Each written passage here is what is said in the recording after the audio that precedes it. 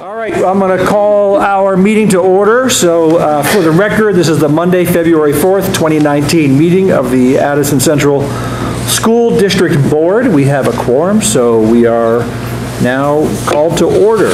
And let's begin with some introductions of those of us who are at the table, for those of you who are in the audience. You would mind beginning, Vicki? So Vicki Wells, Assistant Superintendent of Student Services. Jan Newseater. Harry Hansen. Meg Martin. Chip Dunn. Victoria Jetty.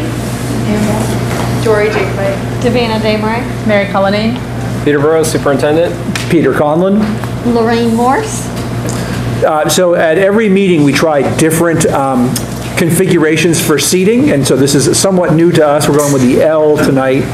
We hope it works well for you to hear us and see us as we go about this. You're a long way away. Yeah, and I guess I'll turn. What?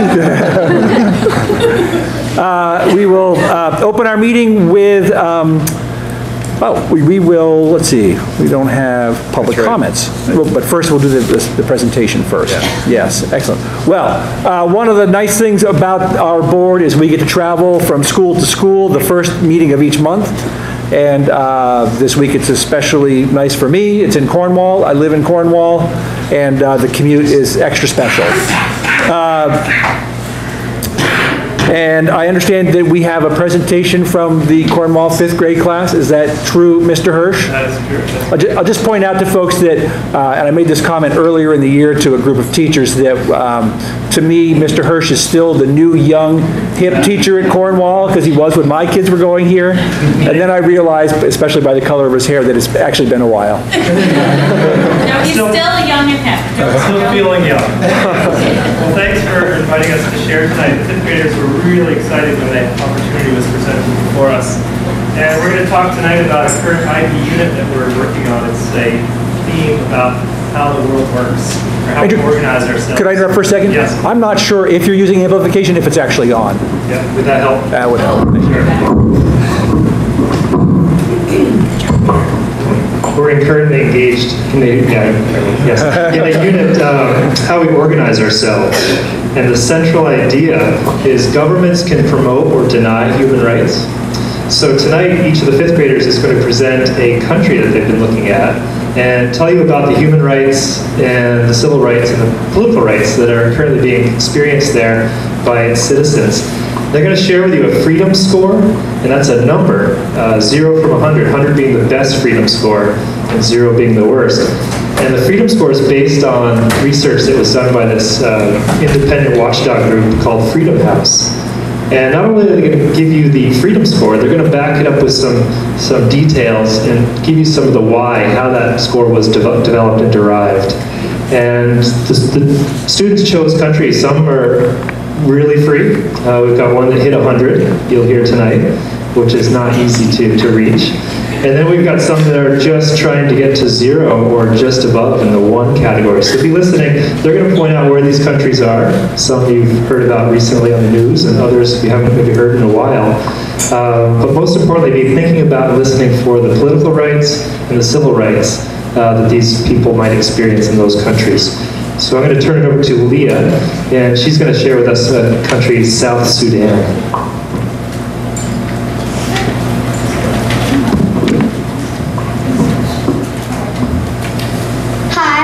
Leah, and I'm doing the country of South Sudan, and this is the flag. And South Sudan is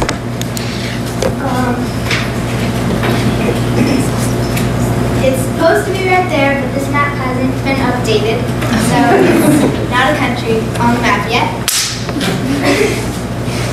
And the type of government is dictatorship. The freedom score is 2 out of 100. And here are some reasons why the freedom score is so low. The president can fire any official but can't be fired himself. The country says they allow freedom of religion, but in the past, leaders of churches have been murdered because they are practicing a different religion than the government wants them to. South Sudan says they allow a lot of things they really don't. Here are some more reasons why the country has such a low freedom score. Political rights. People rarely assemble, for there is war and famine going on. But when they do assemble, this function is met with force. The government won't allow aid workers to give food, water, and other supplies to the people that need it, which is the majority of the country. The permit to being an aid worker went from $100 to $10,000. I think South Sudan doesn't want people to see how badly the country has fallen apart because they think those people would tell others or evict the president and other officials.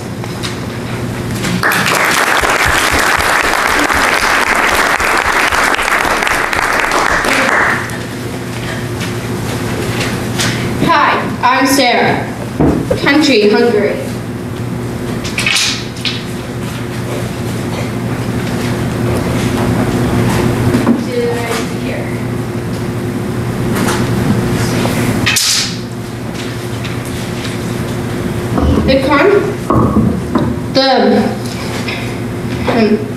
The type of government democracy, freedom score 72 out of 100. The Constitution guarantees religious freedom. However, these rights have been weakened in 2011. Hungarians enjoy freedom of travel and choice of where they live. The citizens have the right to own property and establish private businesses. Refugee and asylum seekers have not had equal access to the law recently. Roma and ethnic minority face widespread discrimination. Peaceful anti-democratic demonstrations are allowed. People are able to assemble. Trade unions are recognized and allowed. Annual membership is low, and there are limitations on strikes. In court cases, when the government is concerned, rulings have favored government interests. Political rights. Hungarians that earn citizenship but never lived in the country can vote more easily than Hungarians living abroad.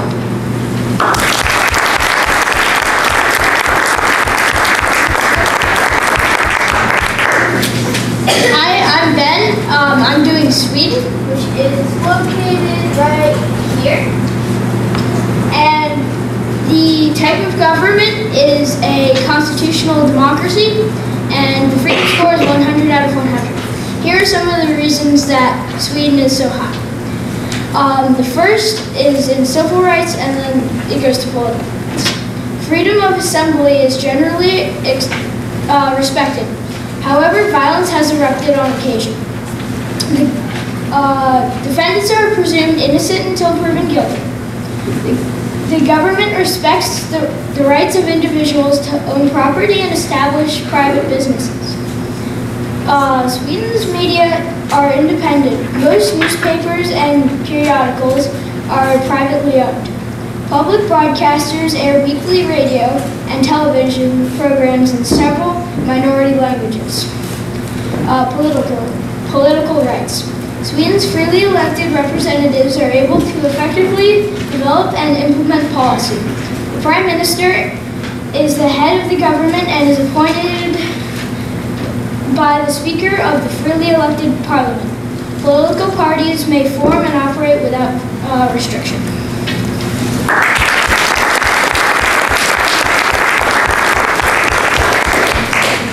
Hi, I'm Marlo, and my country is Saudi Arabia, which is right there. Its freedom score, its type of government is a democracy, monarchy, and its freedom score is 7 out of 100. Saudi Arabia has a government-run media. There are laws against speaking out media against the government. Required by law to be Muslims punishes atheism with up to 20 years in prison. Education needs to be focused all on Islam. Defendants are poorly defended by law. Since Saudi Arabia is a monarchy government, there are no elections, and the king appoints 150 advisors that have no lawmaking power, and there's a lot of corruption.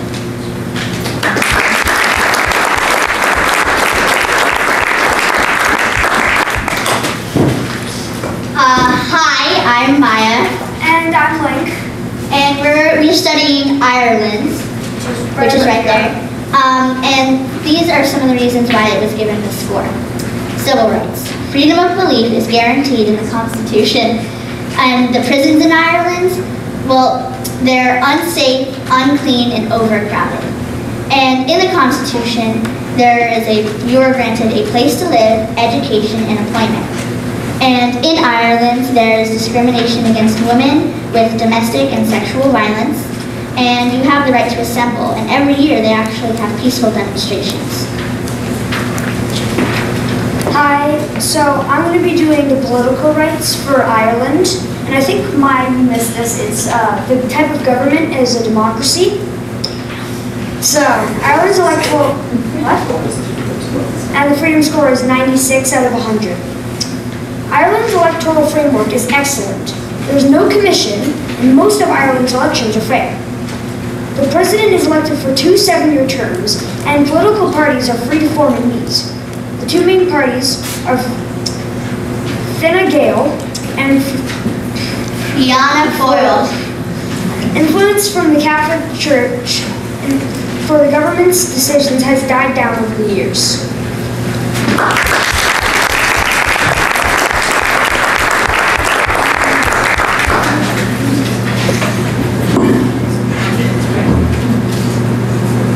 My name is Lucy Getz, and I'm doing Turkmenistan, which is up here, and it borders the Caspian Sea and is surrounded by the sands. In 1991, it became independent from the Soviet Union. They say they're a democracy, but they really aren't. In Turkmenistan, there are no free elections. At one point, the elections were rigged, and at another point, some of the candidates were put in jail so that they could not run. There is no political openness. So to make another party, well, you can't really make another party, but you have to be out of the country. There's no government transparency. So the president, he can do things, but the people in the country don't know about it, and it's kind of secret. There's no freedom of expression or religion. So religion is prohibited, and they don't really allow it. There's no organizing or assembling, but workers can form unions, just they're not protected from anti-unions, and also they cannot be, and also they cannot go on strike, which is not really a union if you can't go on strike. There's no justice, so when people are arrested, sometimes they disappear for years, and they're brought back dead to their homes because they died in prison, apparently. And when they are arrested, sometimes they don't get trials or they don't get to pick their lawyer. There is no individual rights. So if you own property, you're not respected, and the government can take that property away from you.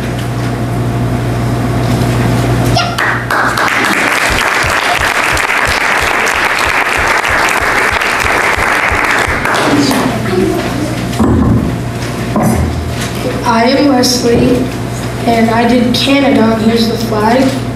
That is right here. And the type of democracy is, the type of government is democracy. The freedom score is 99 out of 100. And here's some of the reasons why it's 99 out of 100. Civil rights. Canada's media is free. Groups can group up and express their feelings freely. Independent judges, innocent until proven guilty. Canada allowed same-sex marriage in 2005. The Constitution allows you to move freely wherever you want. Other reasons why the freedom score is 99 out of 100 are political rights. The British monarch had a state represented by a governor general. Canada has a reputation for clean government and a record of strong prosecution of corruption cases.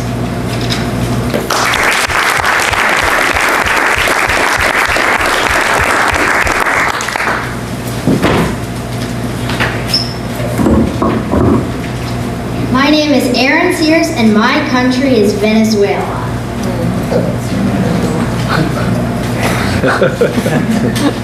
The type of government is dictatorship, but many are predicting it will soon be democracy because a democratic rebel is overthrowing the dictator, Nicolas Maduro. And freedom score is 26 out of 100. Civil rights. The score of civil rights is 18 out of 60 because citizens are victims of political problems. The government shut down many, many fundamental human rights so that the dictator could benefit.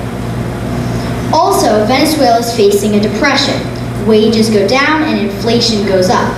As a result, people are seeking jobs on the informal economy. It promotes violence and encourages corruption. Political rights, 8 out of 40. The government of Venezuela had an elected legislator for a short time, but replaced it with officials that were elected under non-democratic conditions. Also, the government moved polling stations to areas that support Maduro, but the vote is not real. Results don't count. It's just symbolic and to make them look good. Venezuela's political rights aren't all bad, though. The government reserves 3 seats for representatives for indigenous people. International involvement.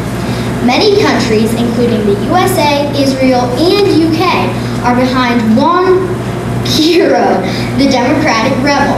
But Maduro, the current dictator, has some countries behind him, such as Russia and China.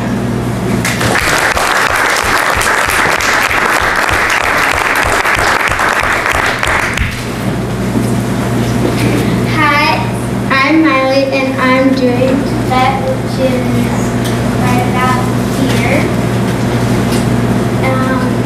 The type of government is oligarchy. The freedom score is 1 out of 100. Civil rights. The Tibetans are not allowed to say things against the Chinese government. Groups can't form and talk out against the Chinese government. They are not protecting for the workers. They are gender biased. Women and men do not have the same freedom or protection. It's difficult to get a lawyer in Tibet, meaning that trials are not always fair. Tibetans find it difficult to get loans to open a business. This is discrimination. Chinese government does not allow the Tibetans to practice their religion or culture beliefs. Political rights. There are some local elections held every 5 years, but the people elected are first chosen by China. So in reality, the elections are not real. This is unfair.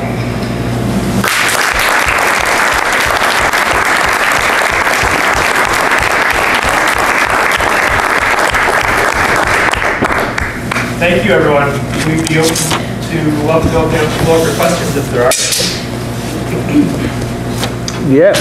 I'll let the students Score for Turkmenistan. Turkmenistan. Lou. Oh, it's 4 out of 100. I forgot to say it. 4? 4. Thank 4 you. out of 100. I wrote them all down. We found when we were doing our research that more countries were not free than are free in our world, which was pretty eye-opening for us to learn about that. Was it 55% were not free in the world? Yeah, that's 18% true. I was curious if, I'm not sure his name was Wesley, who did Canada? Wesley, Canada. Yep. Wesley, do you know what was the one thing that kept the 1 point away from the 100? Why they only had 99? I didn't notice why, but I think it was because of my last sentence about the corruption.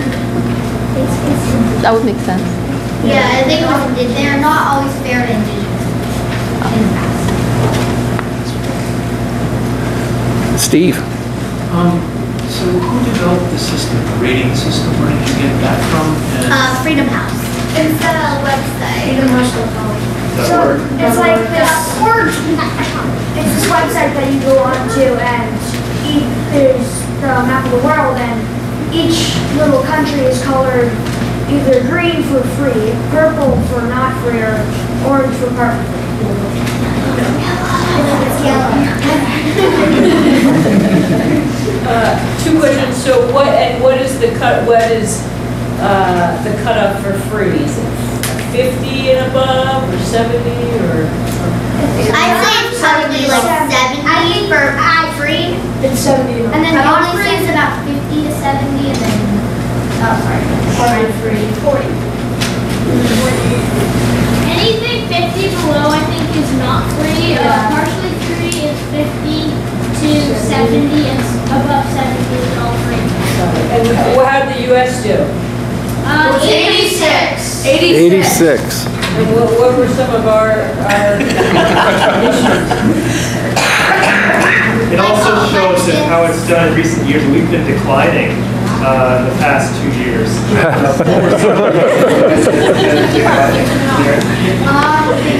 Elections, there's been a little fishiness in that. The Russia election, Sharon said. The elections are usually with Russia. Other thoughts on why it was lower? I think it had something to do with some crime too, not equal treatment, depending on who you are, representation in the courts, and treatment by police was also a factor. Jen? The presentation was awesome. Thanks so much.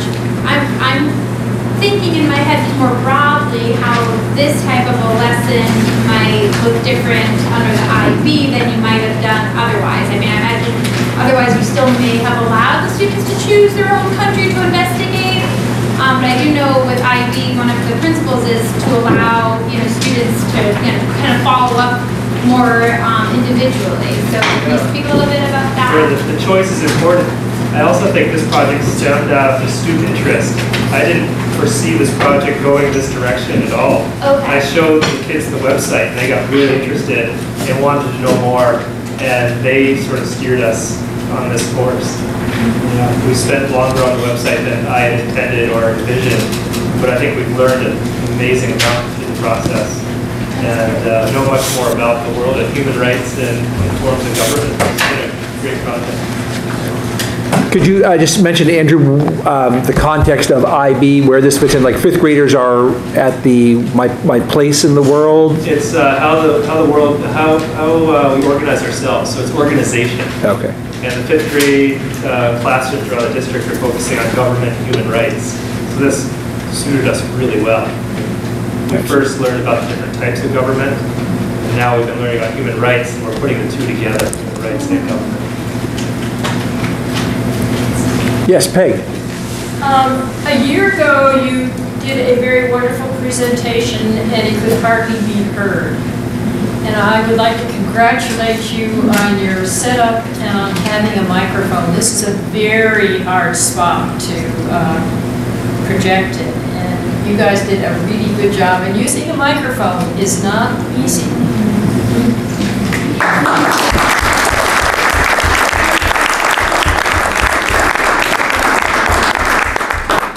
Well, thank you all very much. I'm sure many of you here are proud parents, but of course it would be remiss if I didn't welcome you to stick around for the rest of our meeting. We're going to have a budget presentation from the Hannaford Career Center, which should be captivating if I'm not mistaken. But otherwise, we certainly understand if you need to get home.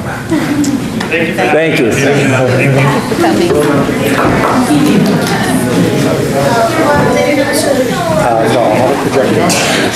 So, board, while folks are getting themselves out of here, Let's approve the minutes. How about a motion to approve the minutes? Anybody? Got a motion over here to approve the minutes? Second. Got a second from Mary? Yeah, we got that already. Thank you. Victoria, was that a question?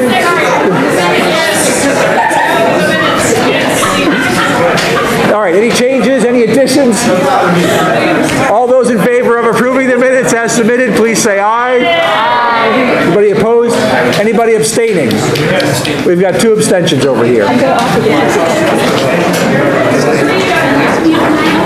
I would also say, if you're interested in a little something to eat, why don't we take 2 minutes and I know there's some excellent cupcakes available.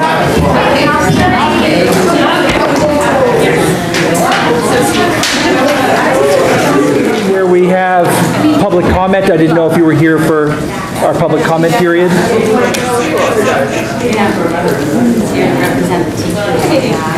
Thank you very much. Thank you very much.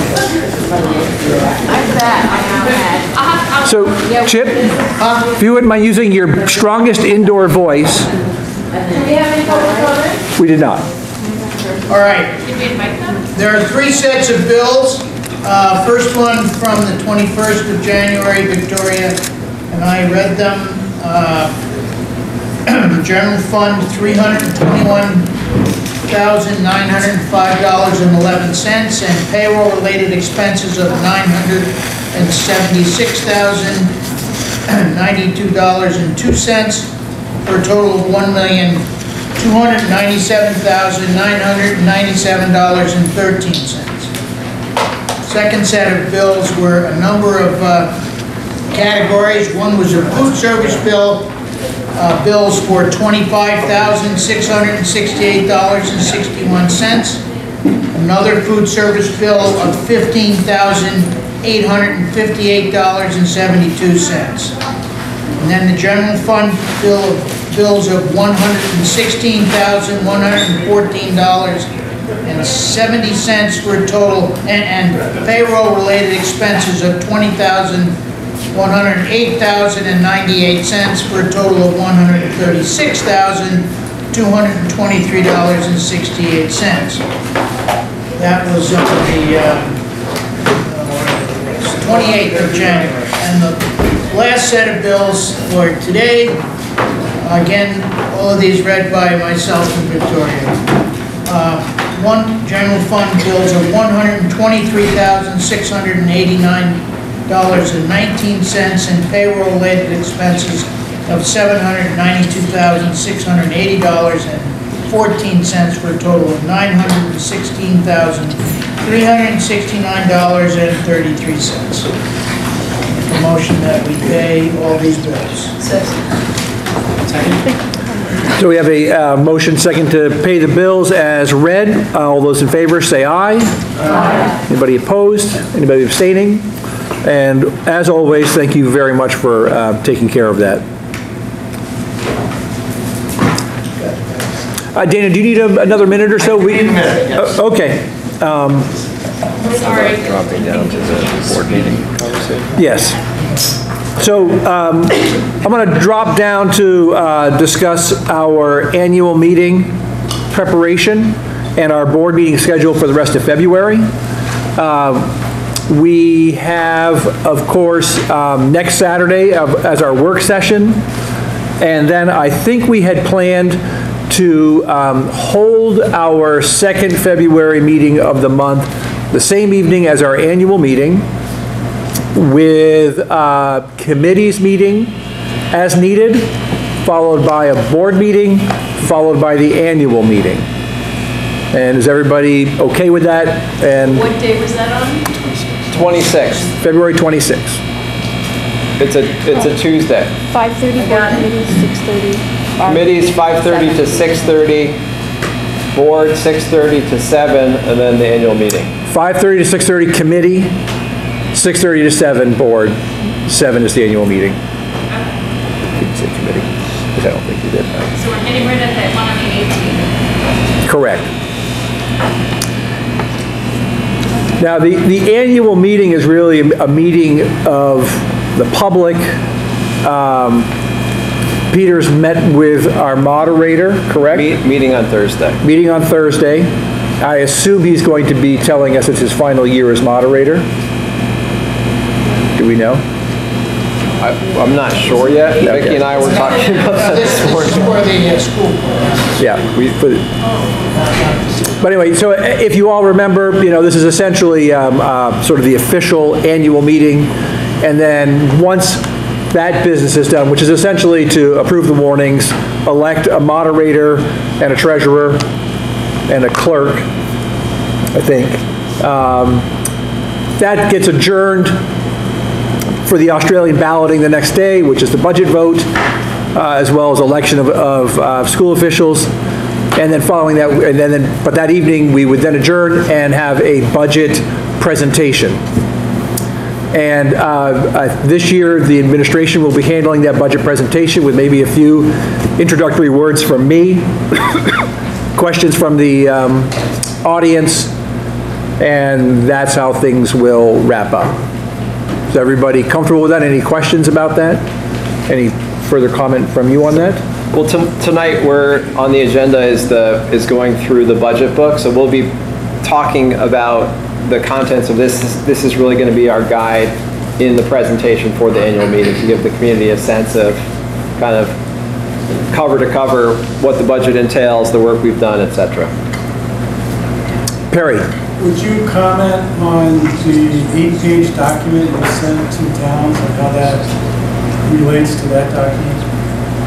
We sent, instead of sending towns this entire thing to print in their annual report, we sent kind of the summarial information out of this for towns to have for their reports. As we move forward, we've been in a transition with our towns in providing information, and I think we're still in kind of an iterative process with that, so that may be something that might be interesting to talk about after this year, to continue to talk about what do we want to send along, what may be redundant. We talked about in the Finance Committee, we talked about presentations and the fact that we would do a presentation for ACSD, but we wouldn't do a presentation in every single town. So I think what we send should also reflect the fact that we are one unified school community now as opposed to a number of different school communities. So, yeah.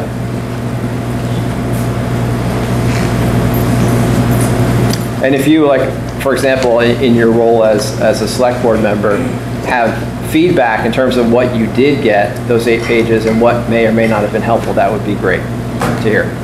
So these 8 pages are being offered to towns as an option to print with their town warning? Yes. Okay. Even though we put out our own for people to, if they wanted, they can pick one up.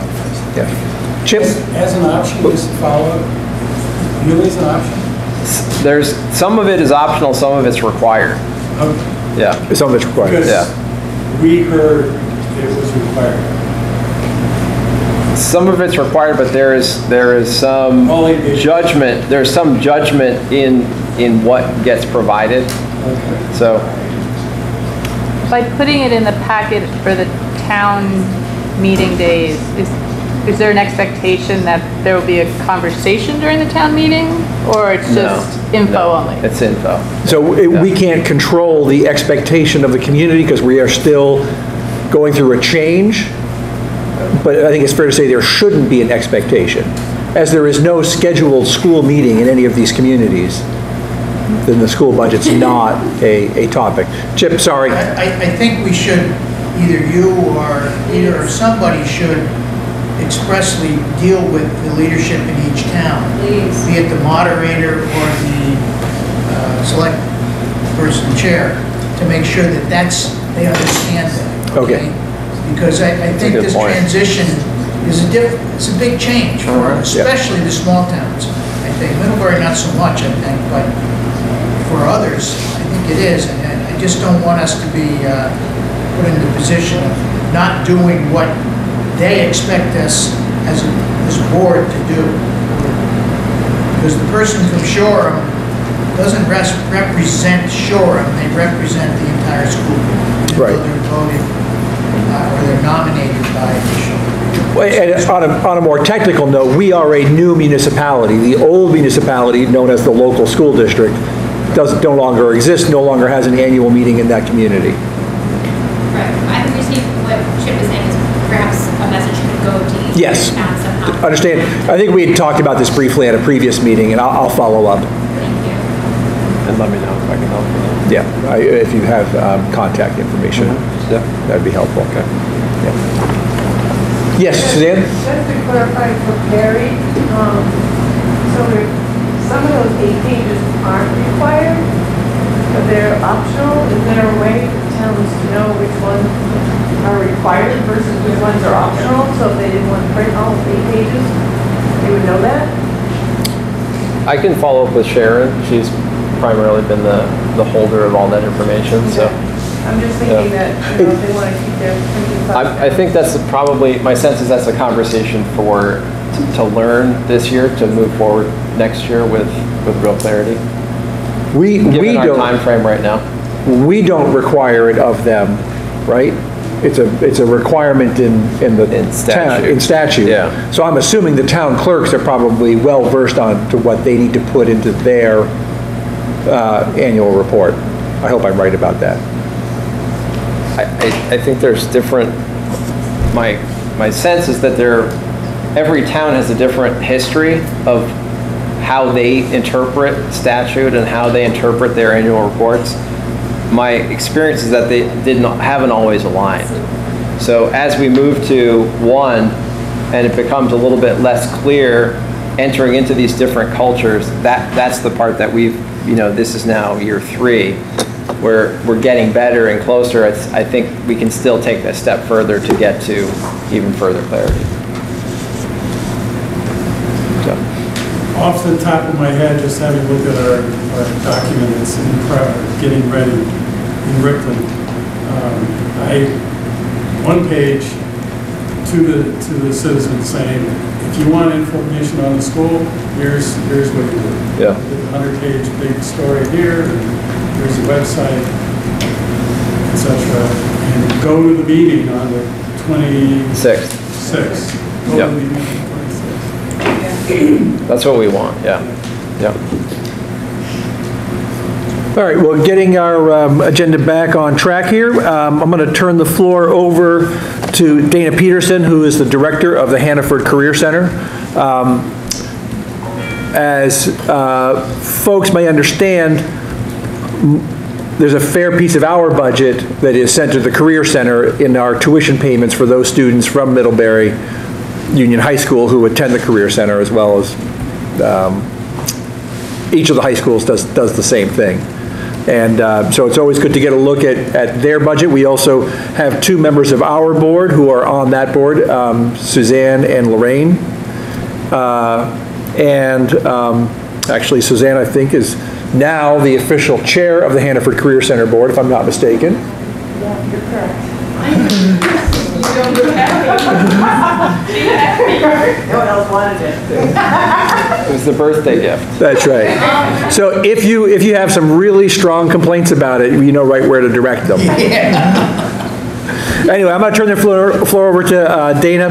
And one thing that I'm personally particularly interested in is getting a good handle on how the money flows back and forth between our district and the Career Center. I know it's not just a simple tuition payment, that there's... And Peter gave me a little bit of a heads up, so hopefully the slides that I have here will at least show a little bit about how that works. Okay. Go into all of the details. And if anybody's having trouble hearing, please feel free to ask Dana to use the microphone, which it's up to you. Oh, look at that, it's still on. I'll use the microphone. Oh, excellent. Save that, please. Also puts me on the tether, so I can't go too far. Tough act to follow with the great presentations that we saw just a few moments ago. Good evening. Let me introduce myself. I know that Peter just did, but my name is Dana Peterson. I'm the Director and Superintendent of the Hannaford Career Center, and this is my 2nd year, and I'm very excited to be here again. My past experience includes 15 years of teaching, mostly at the high school level, and 19 years of serving as an administrator at both the high school and middle school levels. The Patricia A. Hannaford Regional Technical School District budget this year is being warned, is being warned at $3,468,338. That is down a whopping, by the way, a whopping $186 from last year. The fact that it's down, I think, is a miracle in itself, but that was achieved as a result of some changes and restructuring from last year to this year. And so we were able to pass those on and still incorporate other built-in increases to our operating budget.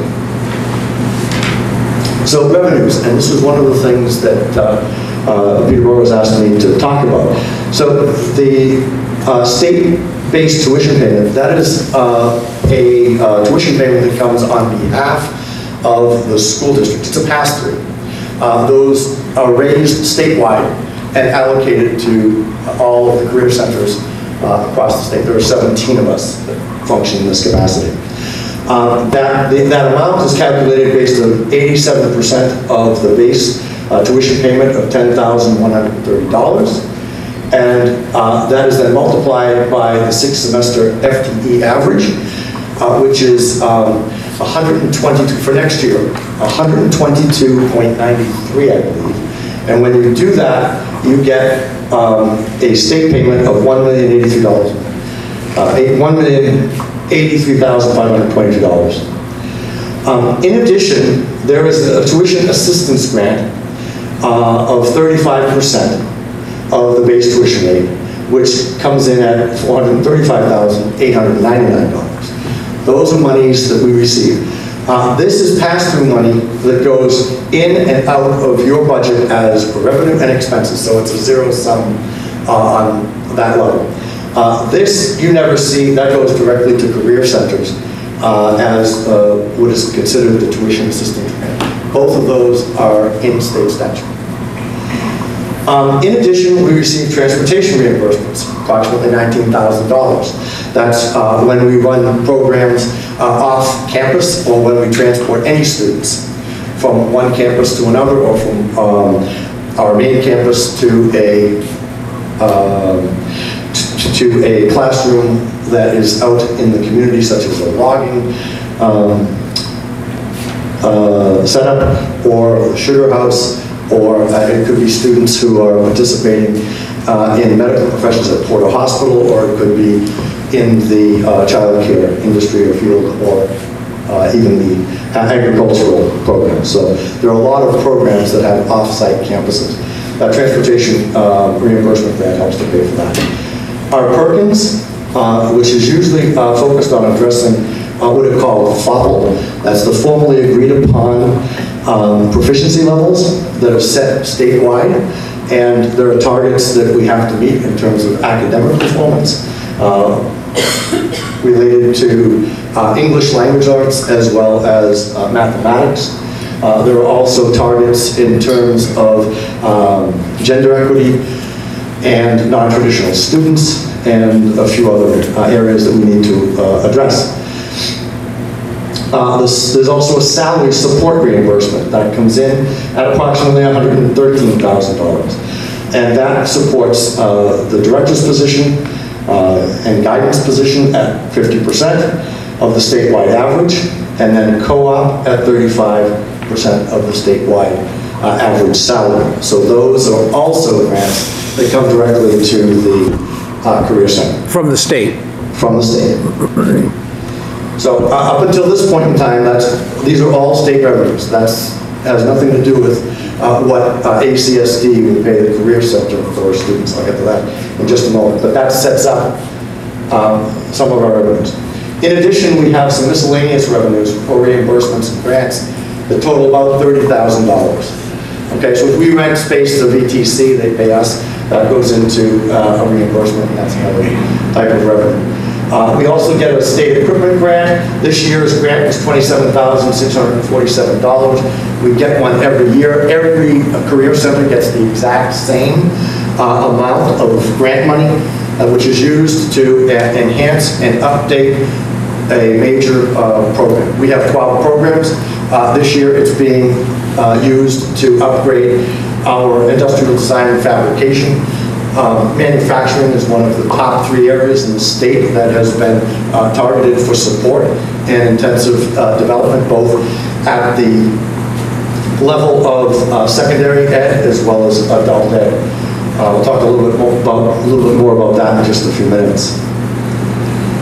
So the estimated tuition assessments, this is really probably what you're most interested in.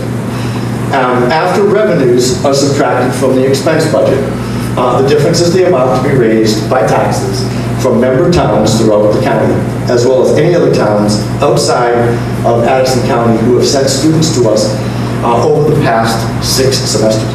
So once again, I have it highlighted here. All tuition costs are assessed on a 6-semester trailing average.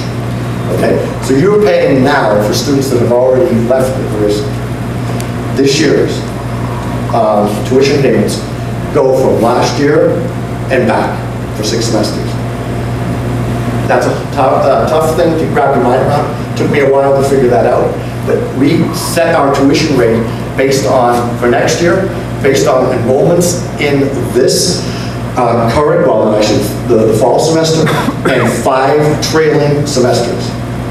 Okay, so it's a year plus behind in terms of what you actually will be billed for. The amount this year to be raised by taxes after all of those revenues are taken off is $1,633,752. That is divided by the 6-semester average. Oops, I made a mistake. I was off by 100. It's 122.94, and the state actually takes it to 2 decimals, believe it or not. So the tuition to be raised is $13,289. That number is right.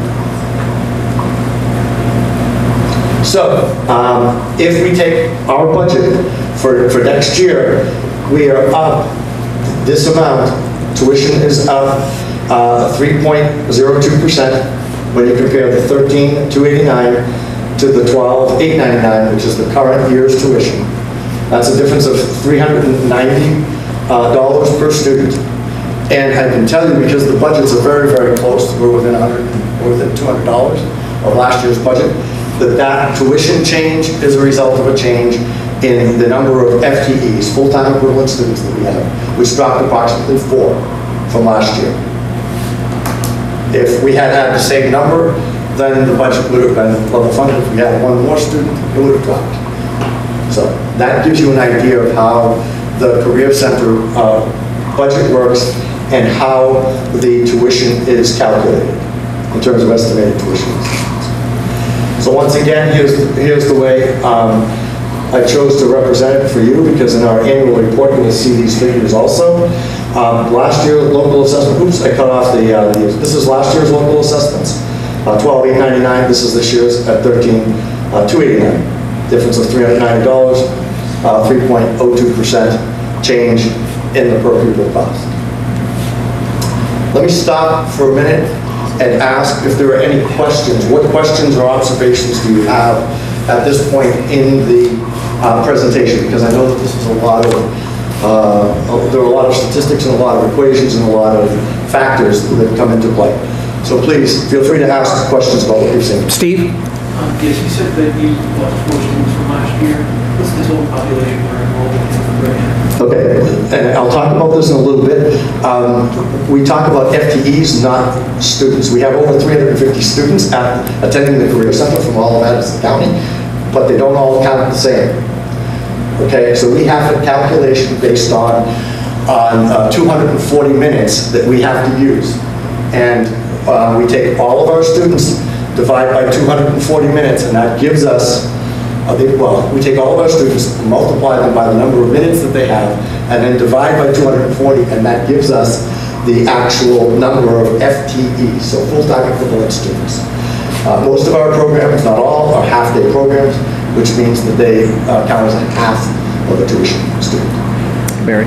How does this per pupil number compare to the other 17 We're the highest in the state. And what's the cause of the variance? But that's a good question. I'm still trying to figure that out myself. So, I'm sorry, how many FTEs do you have? Total. Total FTEs, well, I can only tell you what our total FTEs are. Well, no, that's not true. Our total FTEs for calculation are 122.94. I think we have 133 in the fraction. So we're above that average currently, but that doesn't show because you take it on a 6-semester rolling average. So to be clear, these are all students, not just MUHS students, correct? That's correct. Ours is about 49 for next year, or for our FY20 budget, it's 49. This year it's 54 or something. For middle Yeah, for ACSD. Sorry, I'm the business manager. Right. Sorry. For ACSD. Right. That's right. I got a question, and it may be directed more at Peter. The students who attend from ACSD, the Hannaford Career Center, we still get to count. Not the amount that he counts. When a student goes to the Career Center, we're not counting them as a 1.0 equalized pupil for us. That's correct. Yeah. Do we count them, if they're there half-time, do we count them as a 0.5? Half. We would get a half. Okay. Because that would be the state double paying for a student. Yes, okay, I agree with that. So the pass-through payment, as you referred to it, yes, reflects that. Is that what it's directed? In other words, yes. If we don't get to count them and you do, they only get counted once. Yeah. And the division is split up. There are a few calculations. You can't go above a 1.0 FTE. Even though sometimes our services that we provide go above 1.0. So I'm a little unsatisfied with the response to the differential between the cost of our Career Center and the cost of others. Yep. You said you're still trying to figure that out? Yep. You must have some thoughts, some general ideas. I mean, or does it boil down to enrollment versus overhead? The major driver is the total number of FTEs. There are a couple of other factors that we could talk about that are baked into a long history of the center, not least of which is having 2 campuses, which does create a little bit of extra cost. But I've spent the better part of a year visiting some of the other career centers and looking at how they apportion their funds. And it's very complicated because no 2 career centers do it exactly the same way. There are some career centers that are more effective in cost sharing with other schools in terms of custodial services, for example. There are others that have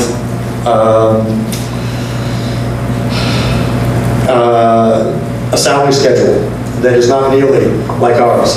Ours reflects the Middlebury Union, High School Education Association salary schedule and scale.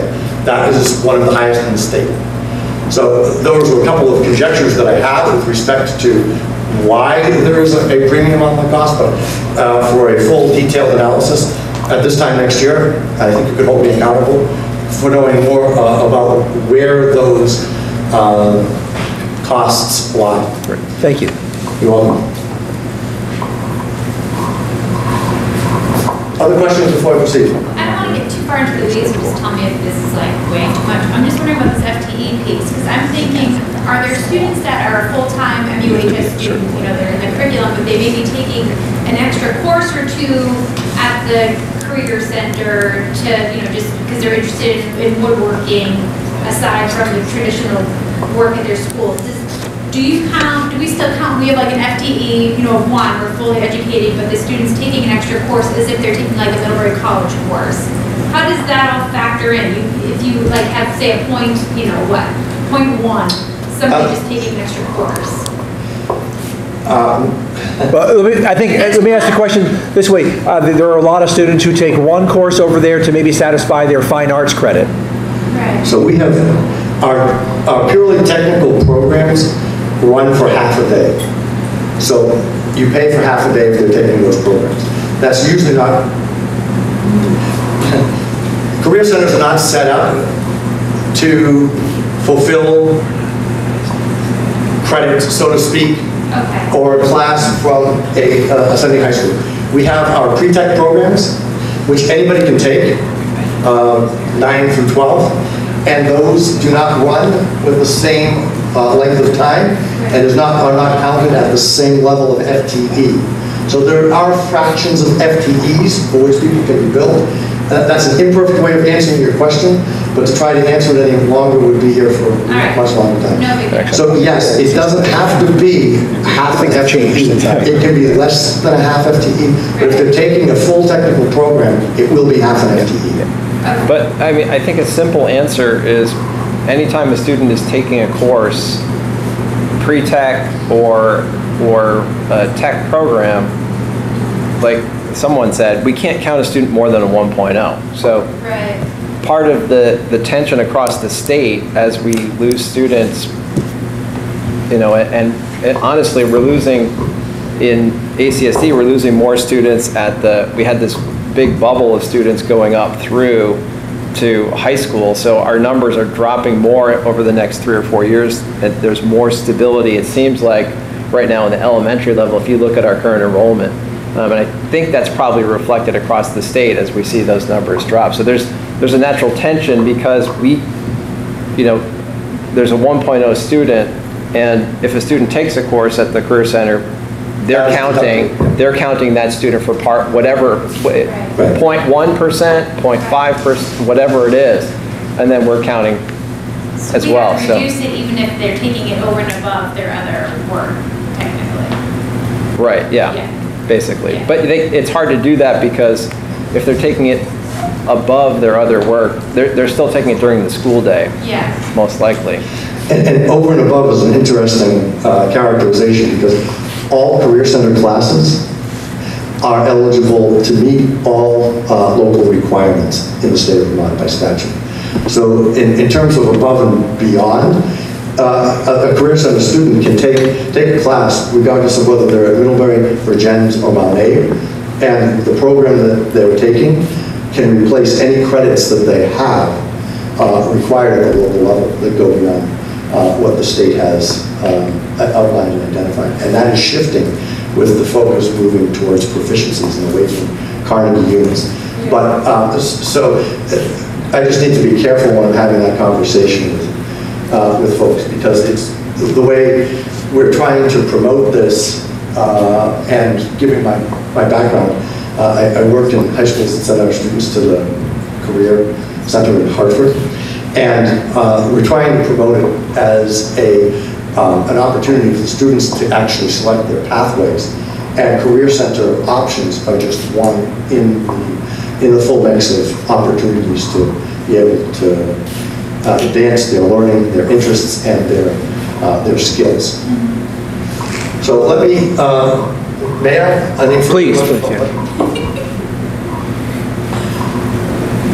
So just an 8-year historical comparison. This is how the budget compares to the last 7 budgets. Okay, so this year's budget is down 1/100% from last year's, basically the same. It's down almost 0.5% from the current 2 years ago. The budget 2 years ago when I first started. It's down 1.5 from 17, 3.56 from 16, and if you go all the way down to 2012-13, it was 0.75%. Why? Because in there, you'll hear me talk later on, there were bump ups in the number of students attending the Career Center, and they had a slight increase in students as well as funding for some reason, but I haven't researched the exact rationale for that.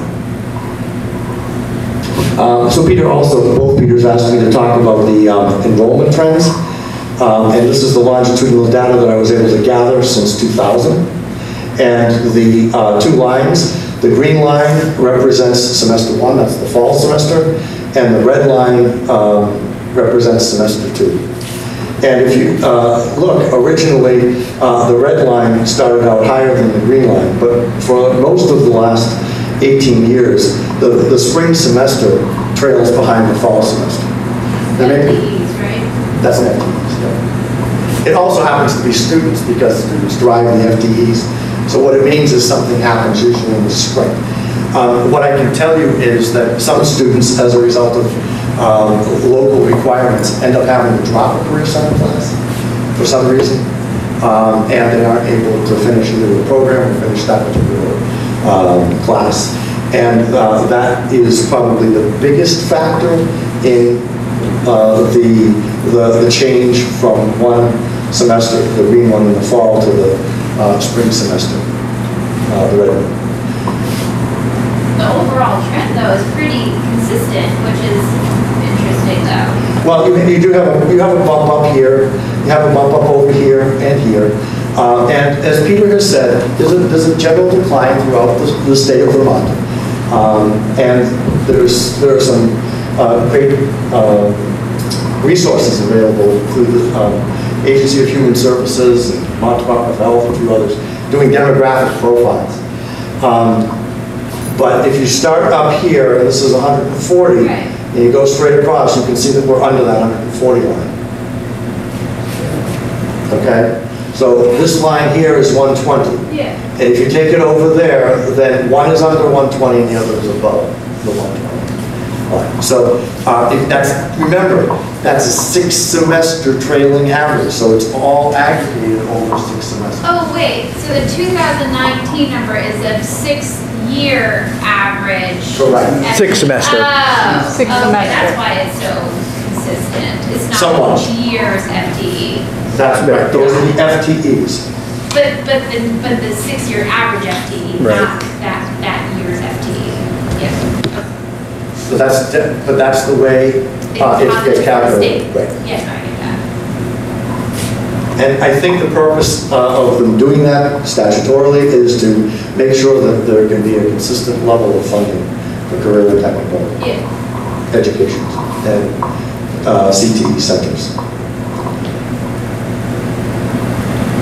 So in the past 5 years, semester averages have fluctuated between 123 and 135 FTEs. Okay, not real students, but FTEs. In the fall of 2015, the student FTEs hit a high of 153. That's in the data that I presented to you, going back as far as 2000. In the spring of 2017, just before my arrival, FTEs hit a low of 111. The 6-semester average over the past 4 years have been 134, 135, 128, 123. I'm rounding up for my 122.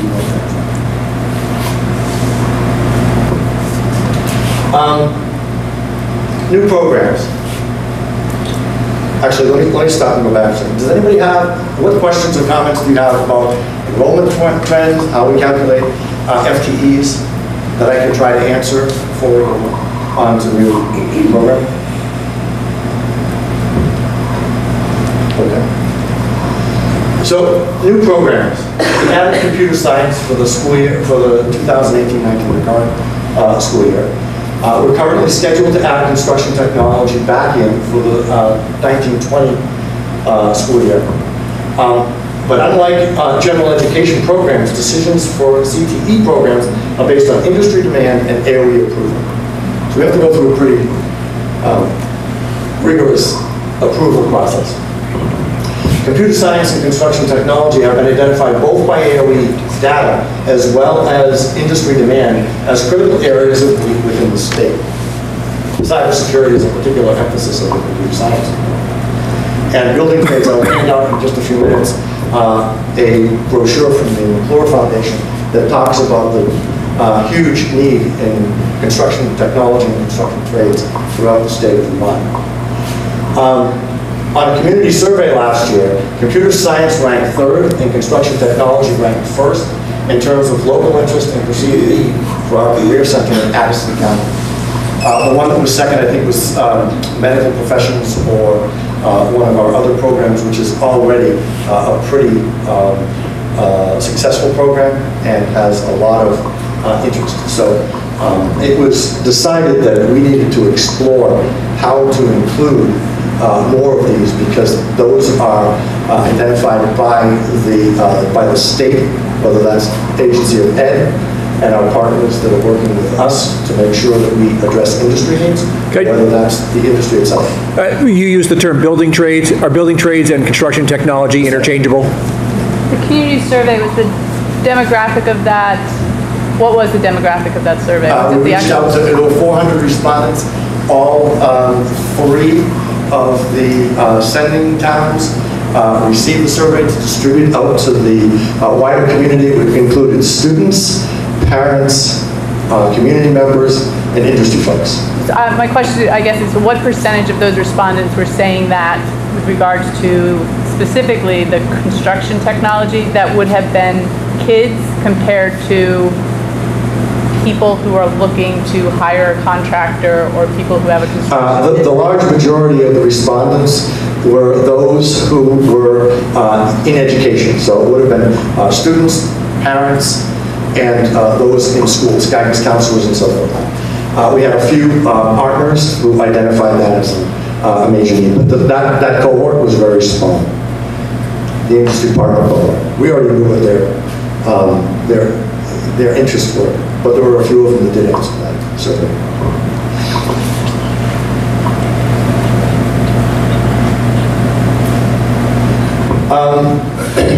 Program changes have to go through an intensive process for review, including convening a program advisory board that makes recommendations to start or reinstate a program. In other words, there has to be an identified need within the service area, which for us is Addison County, and we need to convene those people who are in that particular sector and have their expertise brought to bear in terms of curriculum and in terms of the focus of various skills, and they remain on an advisory program for a couple of years, and then those members rotate off. The general rule is that we have advisory meetings twice a year, once in the fall, once in the spring, but they can be more frequent and sometimes do. But as a result of that, we also use statewide data to inform decision making, and I have a brochure from the McClure Foundation that was just updated for 2019 this year in terms of the data that we use in determining programs. We include industry partners to shape the focus of curriculum and the need for our program. Capacity and fixed costs. The Career Center programs are singular. Each instructor basically is a program. We have one exception to that. If we cut an instructor, we cut a program, and we cut those opportunities for students. So it works very differently than a general ed program where you might have multiple teachers teaching English classes, social studies classes, or math classes, PE, whatever it happens to be. And so, generally speaking, if we have a program, and that program has been identified as one that we should be running based on data from across the state and from our input from community partners, business partners, and AOE, we could only eliminate the program if we found it not to be viable. Now, we do have a few programs that are on the edge of viability, but in a much better place this year than we were last year, for example. And we currently have capacity for additional students, and that is one of the messages I took to all of the sending towns last year, sending schools, that we have capacity. Because our programming costs are relatively fixed, and they're not going to change. So what changes is the number of participants. So you could send, if everybody increased by 10%, I used this example last year, I don't have it this year, but if everybody increased their student attendance, their per pupil cost would drop, and their actual overall assessment would change. So that's something that it's important for people to realize. What's the minimum number for viability? How do you think about that? So we look at it both for FTEs as well as for total students. And our FTEs, viability is about 5.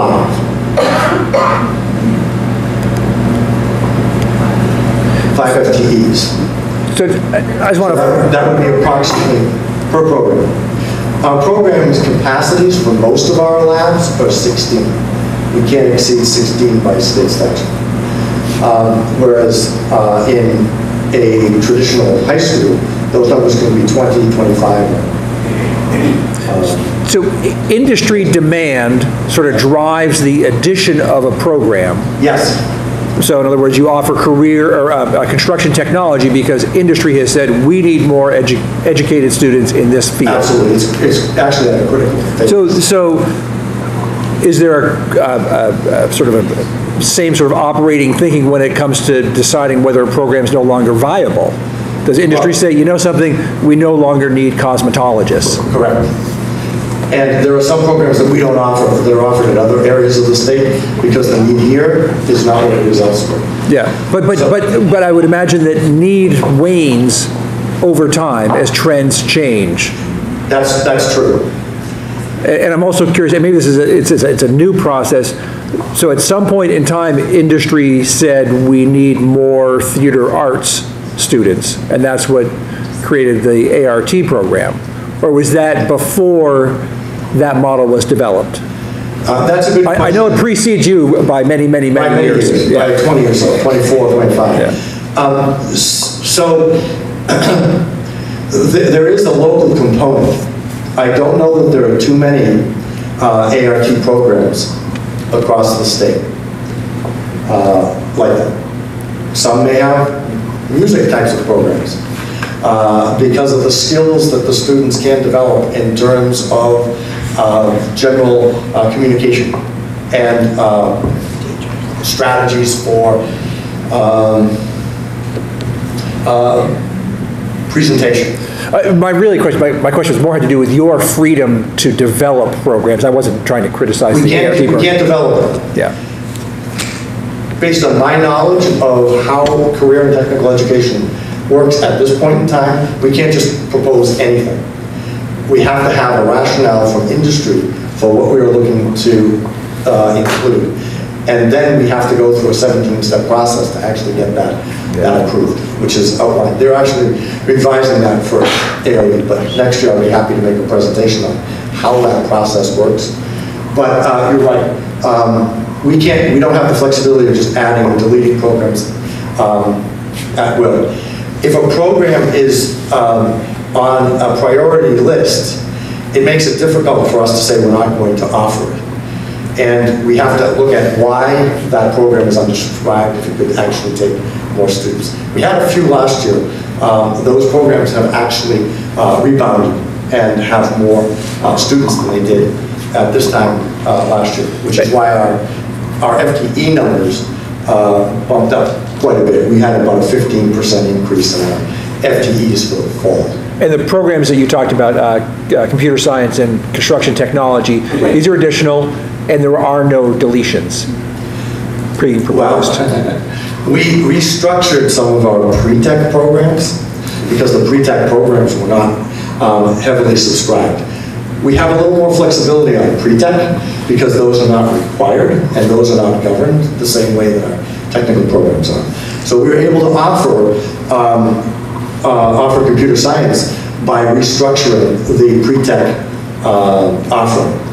They're actually, along with that, our pre-tech offering did jump, just coincidentally, but it did not meet that 5 FTE per instructor requirement. So that was one of the conversations that I started quite a while ago. But as we were exploring what we could offer in its place, computer science had been on the table for discussion for introduction several years before I arrived. So that's where we chose to focus our energies last year, reducing then the resources that we were putting towards pre-tech, still serving more students this year, but at a better FTE to staff ratio. So that's how we were able to keep the budget fairly level funded.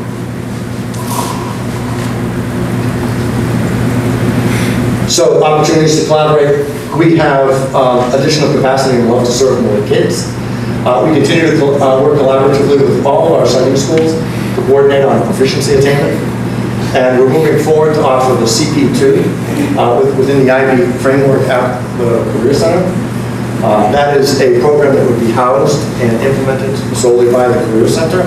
The reason behind that, we've been involved with Caitlin and the grant for the flexible pathways this year. If we, as the Career Center, get certified to offer CP2, which we fully believe we can do, then any students could participate regardless of where they reside in Addison County. And so we think that that is a benefit to all of the residents of Addison County, not just those who might reside in East Liston. And we have standing meetings with our partners from all of the Addison County high schools on a regular basis. We meet with the principals and guidance counselors once a month, and we also meet with folks who are working on proficiency scales and proficiency development as well separately. So that's some of what we're doing. Question? I'm new to this area. How does the governance structure for career schools work? Is there a superintendent of the 17 careers? How does that work?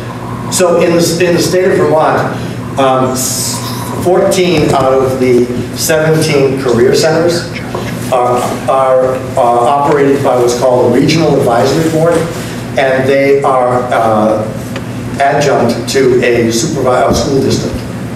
So for example, in Rutland, the Stafford Technical Center is overseen under the budget of the Rutland City Public Schools. In Burlington, that's very similar. The Burlington Technical Center is under the aegis of the Burlington Public Schools. But the interesting thing about governance is that the Regional Advisory Board is similar to the program advisory boards that we have, and they are the ones who make the recommendations about programming. At the Hannaford Career Center and two others, one in Bennington, the Southeast Career and Technical Center, and the River Valley Technical Center in Springfield, are actually operated by a director and superintendent in the same person. So I hold a position that is similar to two other governance structures, and they are run by a school board which has a makeup of what we call workforce investment board members, as well as representatives from each school board. So in here we have, from ASCD, we have two, Lorraine and Suzanne. And then there's an at-large member who is Nick Costin, and that same configuration exists with Virgins and Mount Airy. In addition, we have 4 members from the business community who represent the interests of the business world. And currently that's Jason LaRock, Mike McLaughlin, Missy Beckwith, and Mike McGrath. Oh, he's the at-large member. No, Mark Perrin. And Mark Perrin, yep. And they represent industry, a variety, and usually we try to have a variety of different industries represented. We will be having a change on our board, and the Workforce Investment Board parent group, which is the Addison County Economic Development, Workforce team, is the one that's actually nominating. They nominate to the board another member, and that's somebody within construction technology, which will make it very helpful as we look to add construction technologies to our program. So that's the way it's constituted. So the Hannaford Career Center Board serves a dual function. One as a function as a regular school board within a school district, and the other is as the regional advisory board for industry. So it plays a dual role. And that's also identified statutorily.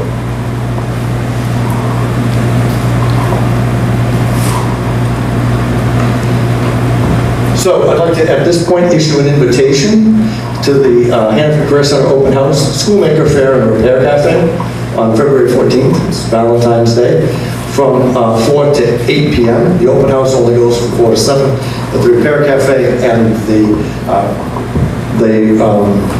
Repair Cafe and the Maker Fair go until 8. And if I may, I'm going to play our little video that was developed last year. You can see a little bit about it. To the field, to the studio, to the classroom, to the community. Wherever you want to go, chart the course of the future. It starts at the Hanford Career Center. At Hanford Career Center, you'll learn the skills you need for long-term success in your career, college, and beyond.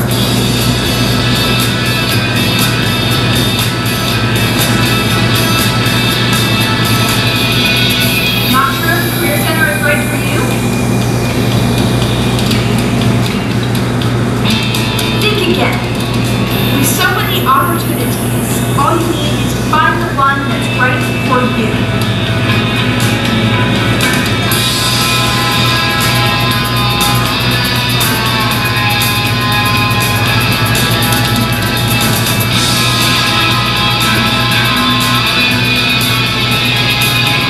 So where do you fit? Get in touch today. Because if you're thinking about your future, you're already thinking Hanford Career Center.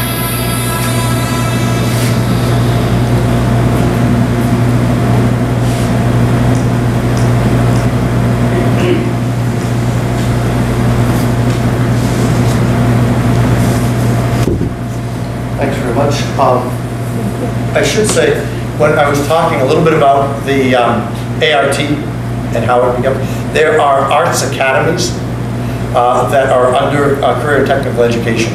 And in any particular area, you can take your local community and say why the need is there for one of many different arts communities, just so that it's not willy-nilly. But many years ago, a quarter of a century ago, somebody decided that the arts community needed to be represented at the Career Center. And so there are, I think, 17 different areas of programming that can be explored in terms of clusters. Great. Any further questions? Feel free. I'll hand out a few invitations. So Dana, thank you, and I hope you don't mistake a loud voice due to the acoustics for aggressive questioning. Not at all. All right, thank you. I enjoyed coming, and I enjoy the opportunity to meet with all of you. We are really close partners, and I appreciate the time and energy that, for example, Peter Burrows and Peter Conlon have given the Career Center. And me personally, in terms of becoming acquainted with the students from Middleborough Union High School, but as well from all of your sending towns. And what I'm handing out right now is a brochure that was put together in part by a grant from the McClure Foundation. And I'm going to ask you to just take a moment to look at a couple of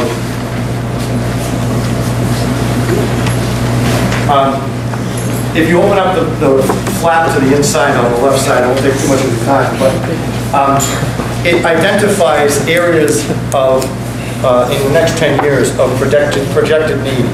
And if you look midway down the purple, the second column of the purple area, there are going to be a projected 6,370 carpenters needed in the state of Vermont. If you look up towards the top of that, construction equipment operators, they're going to be 1,350. Those are areas, it's the 6,300 that struck us last year, and that number has actually grown since the data and statistics from last year. So this is part of what I was referencing, and I just wanted you all to have a copy of what we use for some of our data and informing our practices. So thanks again for your time. Thank you. Yes. How many students each year graduate from Hannaford with the, right, you have to have gone through the 2-year program. Yes. So have you completed a full program? That's a good question. I would say probably along the lines of 50, but they have to have gone, in order to be a completer, which means that they actually have completed the whole program. They actually have completed the whole program. Yeah. We do have, generally speaking, it's a 2-year program. There are a couple of exceptions, I'm not going to go into that. But, so in order to do that, there are approximately 50. And 90+% actually pursue some type of post-secondary training, usually meaning an associate's degree or a master's. So the students that do this are choosing this as a pathway to help advance their further studies. Thanks very much. Thanks, Dana. And if anybody has any questions, feel free to call the person. We'll be happy to take you on a tour. But if you want to come by during open house, we'll be happy to have you. So in our agenda material, we received the superintendent's board report with reports from each of the schools. And I just ask if there were any questions concerning that people would like to ask right now. Just the one thing that, only because I've been learning about this up in Montpelier, the educational quality standards and the field review and all of that, it might be good to give us an update when you get whatever it is you get. We've got it. We've got it. What's that? We got it in late December, and it's on the website. We got our final one a while ago, and it's on the website as of Friday. And administrator will be discussing it on Thursday at Okay, and if board members don't have any objection, maybe we'll ask to have a presentation at an upcoming meeting. Great. Sure. All right, so on to our budget book. Okay, so as I mentioned, we wanted to give a brief look at the budget book and orient, ask questions. We've gone over this, I think, once already, briefly. Again, this is I think now the 3rd iteration of the budget book. Each year we, I think, improve it, I would like to believe. And I'm going to hand it over to Brittany to kind of talk us through the different sections, orient, and then interrupt if you'd like with questions, or hold them till the end, either way. We don't interrupt here. We raise our hand and ask to be recognized by the chair. Or do that. Sorry. Do you guys want me to use the microphone? Yeah? This is a really dead space. Yeah, go for it. Thank you for being willing, Brittany.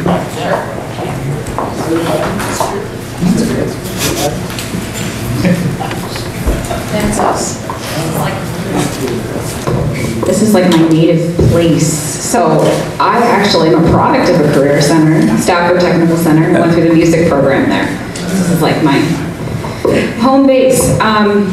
So before I start going through the budget book, I just wanted to address, I think it was at the last meeting or the meeting before, Mary asked a question about the property yield and what that's based on, and I just didn't feel like I answered that satisfactorily, so I just wanted to come back to that. So I actually went back to the text of the bill, which was Act 46 of 2015, and essentially it says that the property dollar equivalent yield is the amount of spending per equalized pupil that would result if the homestead tax rate were $1 per equalized education, per $100 of equalized education property value.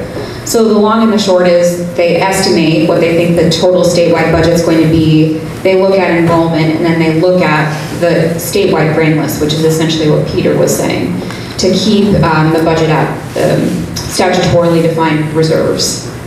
So that's that. I just didn't feel like I answered it very well. Good job. I wanted to make sure that you felt clear.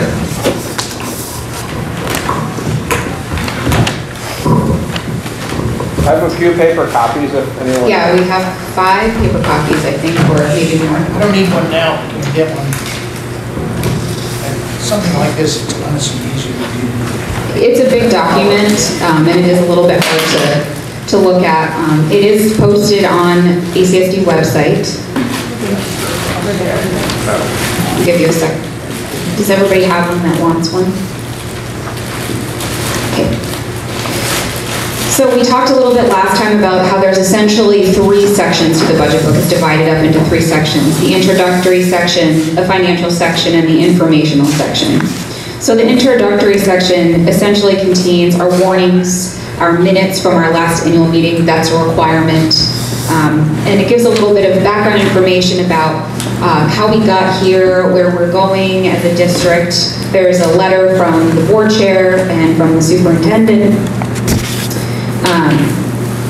and an executive summary, if you will, of the budget.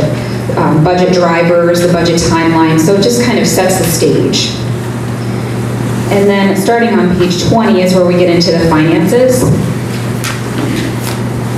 So if you turn to page 20, the first thing that you'll see is a year-to-year budget summary, and this is for the district as a whole. So it's large categories: student instruction, special education are big cost centers. And at the bottom, we get down to our total local education spending, our equalized pupils, and our ed spending per equalized pupil. So this is a real high-level overview of what's included in the budget. The following page is some notes about things that aren't, you don't get much more detail about in the budget book. So most of these categories are actually broken out further on in the budget book. But there are a few areas that we don't dedicate its own section to, so we give a little bit of information about that here. And then on page 22 is the tax calculation. So I wanted to talk through that one more time, just because for some of you it may have been the first time that you heard it when we approved the budget, and it feels like everything came together very quickly once we started getting our equalized pupil numbers. So I just want to make sure that there's a comfort level with the way that the tax rate's calculated, at least for the homestead property tax. So we start with our expenditure budget and subtract our local revenues, which gives us our local education spending amount, $31,428,752. That's the first and only figure used in calculating our tax rate that we really have control over. And from there, it just becomes a mechanism of the way that the law is written. So the other components are supplied to us by the tax department or the Agency of Education. So we take our local education spending and divide it by our equalized pupils, which we've talked about at length, but in case you forget, you know, if you're ever just laying in bed at home at night wondering, like, what is equalized pupils? It's basically a 2-year average of our attendance, and it's weighted up for high school students, it's weighted down for pre-K students, and there are some other weighting factors, including poverty and ELL status. That gives you your education spending per equalized pupil. That number is required to be on the warning, and we also have to warn the percent change from the prior year, and that's in statute. Then we divide our education spending per equalized pupil by the property tax yield, and we get our equalized district tax rate. So we're still the same. Every town in the district has the same equalized district tax rate. We have one extra step, which is called the incentive rate, and we get that as a result of unifying. And this year it's 6 cents. Each year it will decrease 2 cents until it's nothing. And we get our district tax rate. This is pre-CLA adjustment. So everyone in ACSD will have the same tax rate before the CLA is applied. And it's nominally increased over last year, so less than 1 cent, 0.004 cents. Then that district tax rate is divided by each town's common level of appraisal based on grand list values set by the Vermont Department of Taxes.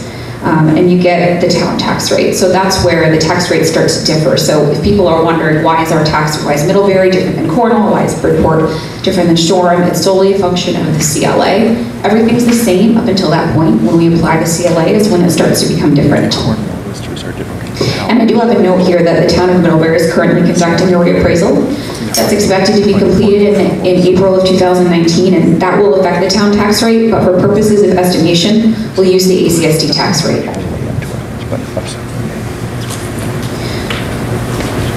The next section I'm going to direct you to starts on page 28, and that's our general fund school detail.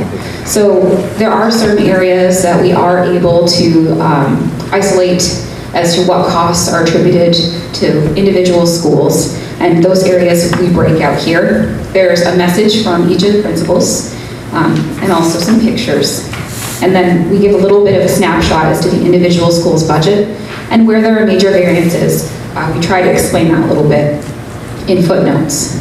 So that takes up most of the budget book, really trying to allow the principals, and the schools an avenue to communicate and give information about what's going on in the schools.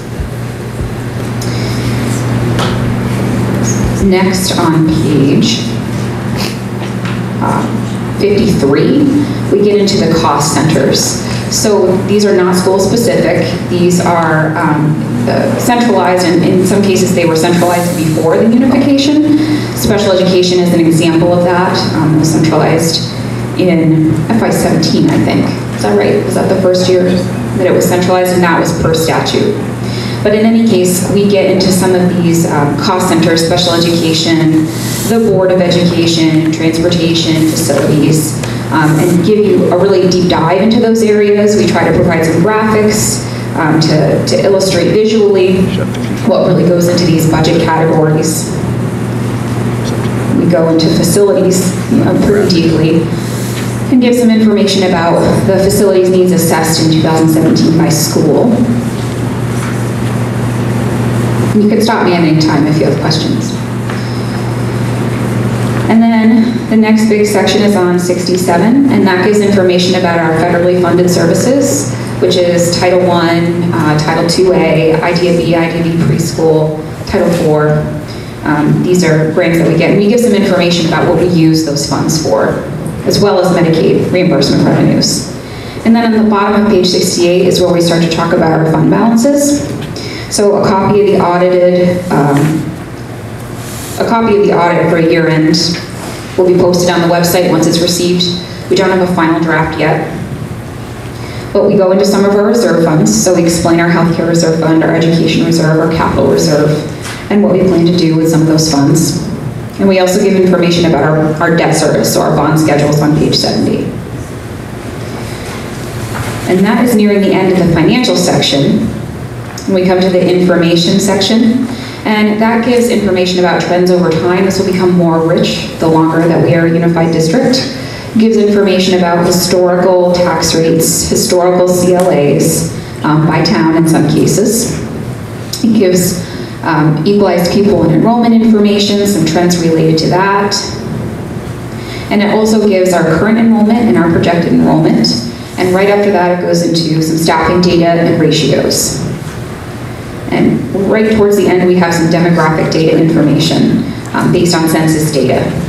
And the very last page, 81, is the 3-year prior comparison, which you can hardly read, but it's required to be part of our annual document by the state. And that just gives information about the 3 prior years and essentially goes to the tax rate calculation. So this is a similar format to what we provided in the past years, but we're kind of honing in on the information that's useful for our community. We'll continue to do that. Does anybody have any questions? Numbers in terms of pupil numbers. You kept getting different things every 2 weeks. Yeah, we're still sticking with the same number that we had when you presented. We're staying with the same number. It's changed a couple times, but no. Nothing nominally? No. Okay. And I believe it's going to be frozen right. very soon. Yep. This Friday or next Friday. I think it's 2 weeks maybe. But yeah. So just as an example, if taxpayer is looking at this and has a question that says, all right, now how much are we spending on art in the high school? So can they go to this and find that? Probably not, because... Well, that was my point, is that so then what happens? I mean, how do I direct them? Or how do I direct myself to find that? So probably to me or Peter, I don't know how you would want that. I mean, I'm comfortable fielding those questions. So specifically related to this question, you can see a little bit about art in the high school. I'm using it purely as an example, but yeah. I think, the finiteness of budget, some people are very,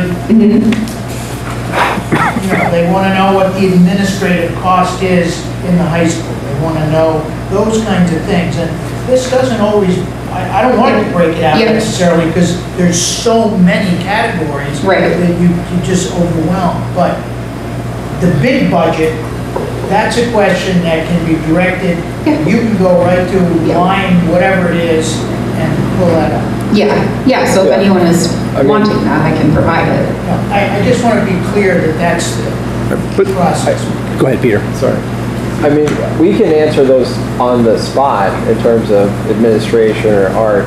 Most of those questions we know, and we can respond, generally, this is, we have this many FTE, and if someone asks what the cost is, we can say this is roughly the cost for most of those things. I think one of the things I've noticed, which I think we talked about in our finance committee meetings, was the fact that some people have been coming to annual meetings forever, and they're accustomed to looking at the one or two lines that they were interested in every year and pinpointing those. And so it's a little bit off-putting for someone entering, this is another part of our new reality, that people are like, where's the line for the toilet paper? Or the line for, whatever That's why I brought it up. Because Yeah. in fact, this is a transition that'll occur. Maybe we'll always have those questions. Some people are unsure, but I think it is something we have to be sort of aware of, that each of us individually, we get that, we know where to direct. Because we can't be responsible that. In the days of the UD3 budget alone, there used to be this kind of a thing with the budget of itself, because every line, toilet paper or whatever, was in there. So. You mean you don't have the budget memorized yet? And just to be clear, that the big document, that if I wanted to know how much we spent on athletics at the high school, that document doesn't live anywhere publicly. It would require... You would have to ask, you have to ask. There's nothing wrong with that. I realize that it's hard, it would have to be manipulated in such a way that it would be challenging. But I mean, that But just in case somebody asks. That data is pretty accessible, and I can pull it up pretty quickly. It just doesn't live on the website. Yes. And as we go forward, we can certainly add more things that make sense. So there may be categories or compartments that we haven't yet conceptualized in the budget book that may be helpful. So if athletics is an area that we want to track and see and engage more, we can certainly create a page and get that information. So that's something that we can always continue to grow this as we go. Yeah, and we do still break it out at some levels. So athletics, for example, is still broken out. Health, which is nurse, guidance, administration, technology, those are all still broken out in the individual school budgets. So you can see some detail at the school level. Did anything come up when anyone was reading? I think you've done, I like the budget book, I think that's been a great addition to being able to look at data, not having to print hundreds of thousands of copies, but I mean that you have a place that it's all together here. My point was only just to say, even when people want to get into the weeds, this is how we can get down here. Absolutely. All right, so our next look at the budget, our next conversation about the budget will be at the annual meeting. And study your budget books and be prepared. But we'll let the experts really take the questions. Thank you, Brittany. We have an executive session scheduled on the agenda. It's not necessary. I'll just sort of update you and say that the negotiations committee had its first initial negotiations meeting with both the Support Staff Association and the Teachers Association. We exchanged proposals, and then we will just continue that. Again, I think our next meeting is coming up later in February. But at this point, it's kind of standard issue process. And with that in mind, we have something under other? Yeah. Okay.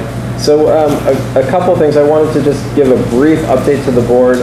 We have a few principal hiring processes in place.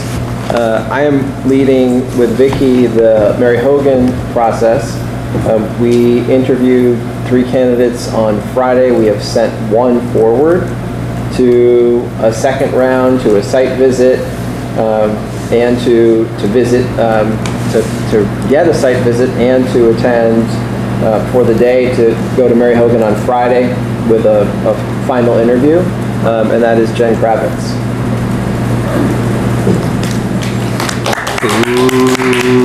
Sorry, my Cornwall, was coming through there. Didn't mean to boo. We also have a similar process going on in Weybridge, which Caitlin is heading up, and we do need a board representative for that group. Yeah, so I've sort of, as part of my charge as chair, been appointing people to these. I asked Joy to serve on the Weybridge principal search. I thought it would be good to have a rural member, and Joy's schedule does not work, so I've asked Mary, and Mary has agreed to do it. I didn't think I was a good person to do it in terms of picking rural people. Suzanne's got the Hannaford Career Center board. Perry's about to step off. Jen's got us rolling along every Saturday. And so as I was sort of going through all this, so that's where we're at. So anyway, so Mary will be serving as our liaison to that process. And thank you. That was the last one on the list.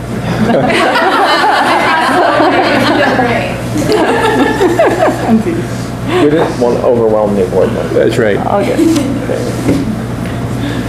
Yes, So Lorraine? what does that mean regarding Oh, we have to- Cornwall? That's a good question. I guess you have to wait for the process to play out for Mary Hogan.